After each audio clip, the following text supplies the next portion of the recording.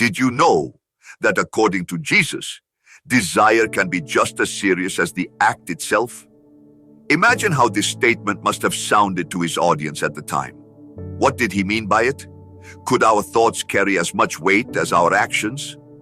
Throughout this video, we'll explore this truth that can transform how we understand purity and sin. But first, welcome to the Sacred Stories channel. Here, we explore how Jesus' teachings continue to transform lives and reveal profound truths.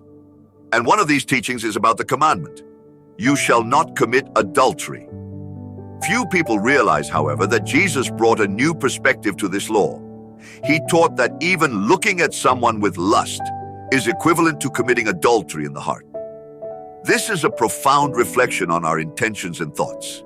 In the Sermon on the Mount, Jesus explained that purity goes beyond external actions. It starts in the heart and mind. So, what does this truly mean for our lives? Jesus taught us something many consider radical. Purity isn't limited to actions, but extends to thoughts and intentions. When he said that even looking at someone with lust is equivalent to committing adultery in the heart, he invited us to reflect deeply. How do we handle our intentions and thoughts in the real world? The answer begins with a clear understanding of where desires originate. Jesus showed us that external actions are merely manifestations of what is already rooted in our hearts. He challenged his followers to look inward, not just to avoid sin, but to transform their lives meaningfully. In the Sermon on the Mount, he got straight to the point. The fight against sin begins in the mind and heart, where the most critical battles are fought. Consider the example of David, the man described as after God's own heart. Even he fell into sin when he gave in to desire, gazing at Bathsheba.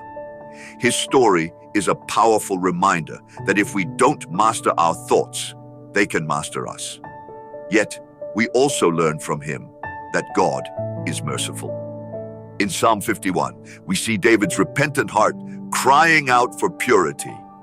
"Create in me a clean heart, O God, and renew a steadfast spirit within me." Jesus didn't just point out flaws, he offered solutions. When he spoke of plucking out the eye or cutting off the hand that causes sin, he used dramatic metaphors to stress the need for radical action against sin. This means abandoning habits, relationships, or environments that fuel impure thoughts. And this doesn't just apply to carnal desires. The lust for material possessions, the craving for status or power can also divert our hearts.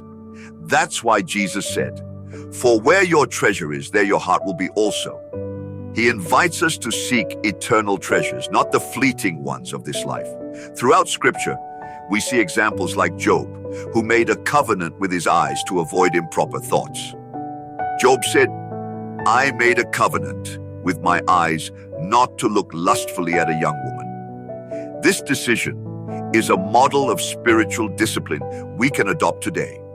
How do we apply this to our daily lives? The answer lies in a heart turned toward God and a mind that continually seeks his guidance. When we understand that the battle begins within, we learn to surrender our weaknesses to God, trusting that he gives us the strength to overcome. Jesus concluded his teaching by emphasizing that what many ignore is that sin begins in the heart, in the thoughts we nurture.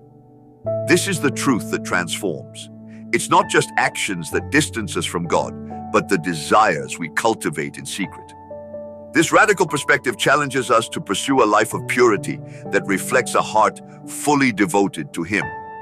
With this in mind, Jesus concluded his teaching by emphasizing that transformation begins from the inside out. He doesn't just want followers who obey rules, but people transformed by love and purity.